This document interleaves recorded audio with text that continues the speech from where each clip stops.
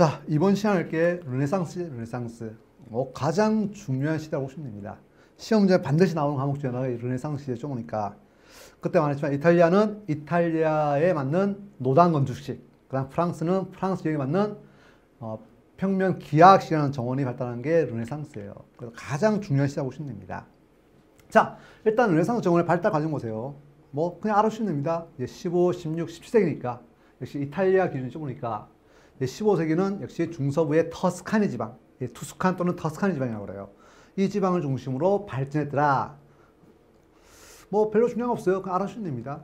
그 다음에 이제 제일 중요한 게 16세기죠. 오니까 이제 르네상스의 절정기. 16세기는 로마 그 근교를 중심으로 해서 정원 문화가 발달했다고 보시면 됩니다.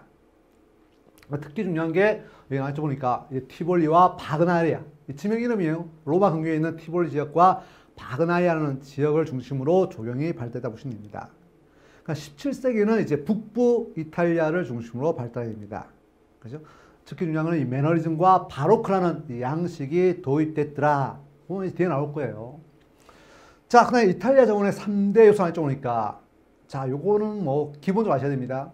그때 말했지만 이제 구릉지에 빌라가 발달하는 게 르네상스예요. 그때 있잖아요. 보니까 이제 더위를 피하기 위해서 구릉지나 해안변에 원래 고대 로마 시대에 빌라 만들죠. 보니까 똑같아요. 이탈리아도 르네상스 시대에 구릉지에 빌라를 만들어냅니다. 그때 있지만 이런 경사지 이렇게. 그래서 경사지를 안정화시키기 위해서 첫 번째로 테라스, 이제 노단식으로 이렇게 계단식으로 테라스를 이런 식으로 만들어서 이제 입지를 안정화시킨 거예요. 그래서 첫 번째 요소가 테라스가 이제 주요소가 되고, 두 번째가 이제 보스코나는 총림양식이에요. 총림양식은 쉽게 말하면 숲이에요. 이 나무를 전형적으로 심어서 숲처럼 만든 게 이제 보스코나는 총림양식이 도입됩니다. 이탈리아도 대략이지만 상록수가 많은 지역이에요. 그래서 이 상록수를 이용한 보스코나는 총림양식이 도입되고, 또 하나 화단이에요. 화단. 자, 이게 중요합니다. 화단이 이제 정원의 요소로 많이 도입되게 됩니다. 이제 뒤에 보면 이제 프랑스, 17세기가 프랑스인데 이제 프랑스도 요 화단이라는 파르테라는 화단 양식이 많이 도입됩니다. 근데 이탈리아 화단과 프랑스 화단은 조금 차이가 있으니까, 자, 이탈리아 화단은 상록 관목으로 단순하게 문양을 만드는 화단 양식이 발달하게 됩니다.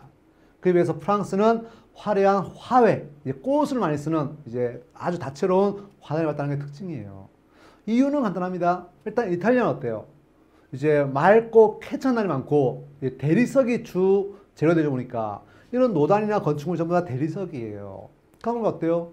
정원자가 워낙 밝기 때문에 굳이 화훼를 쓸 필요 없죠. 그러니까 상록 관목으로 단순한 문양을 만드는 화단 양식 발달에 비해서 프랑스는 어때요? 얘네들은 아주 우울하죠. 그러니까 쉽게 말하면 9월만 되면 벌써 구름이 많이 끼고 이제 비가 내리고 막 그래서 우중충해요. 시적으로. 그래서 세계적으로 우울증이 제일 심한 나라가 프랑스 아니에요. 보니까.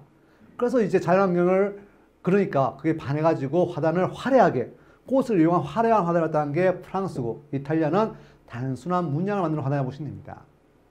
그래서 테라스, 총림, 화단 요 세 개를 이탈리아 빌라의 3대 구성 요소라고 그래요. 물론 수경도 중요합니다. 근데 수경은 3대 요소는 안 들어갑니다. 수경도 중요하더라. 그때 말했지만 이 표고차를 이용한 역동적인 다이나믹한 수경이 발달하는 게 이탈리아 정원의 특징이라고 보시면 됩니다. 자, 그래서 이탈리아 르네상스가 발달된 원인이 알죠. 보니까 아까 말했지만 지난번에 말했지만 문의 부흥 운동이에요. 이제 고대 그리스, 고대 로마의 문명을 되살리는 게 이제 르네상스 특징이라고 보시면 됩니다. 그러면 어때요? 고대 로마 시대 이런 원해에 대한 지식을 많이 탐구하고 전원한 거, 말 그대로 시골에서 한가롭게 거니는 이 전원한 거에 대한 동경이 있다고 보시면 됩니다. 이런 것들이 합쳐져 가지고 빌라 발달에도 영향을 미치게 됩니다. 그 다음에 고대 로마 시대에 이제 그때죠. 필린이 더 연결할 줄 모르니까 정식 이름은 필리니 1 조반이라는 사람이에요. 이 사람이 어때요? 빌라에 대한 묘사를 남긴 이제 편지, 이 서간체를 남긴 서간체를. 이 사람의 많은 서간체가 이탈리아 빌라 발달에도 영향을 미쳤다고 보시면 됩니다. 이게 이제 르네상스 시대 이탈리아 정원의 특징 보시면 돼요. 그냥 이렇게. 자, 이제 시대별로 첫 번째가 이제 15세기 이탈리아예요. 15세기 이탈리아는 빌라에 대해서는 시험에 거의 안 나와요. 시적으로. 대신에 이제 환경, 이제 철학 이런 것들이 중요하다고 보시면 됩니다. 그래서 이제 르네상스의 사회상과 예술상을 여쭤보니까, 자, 보세요. 신학에 대한 반발이 보니까 신이 아니고 뭡니까? 사람. 그 사람이 우선되는 게 르네상스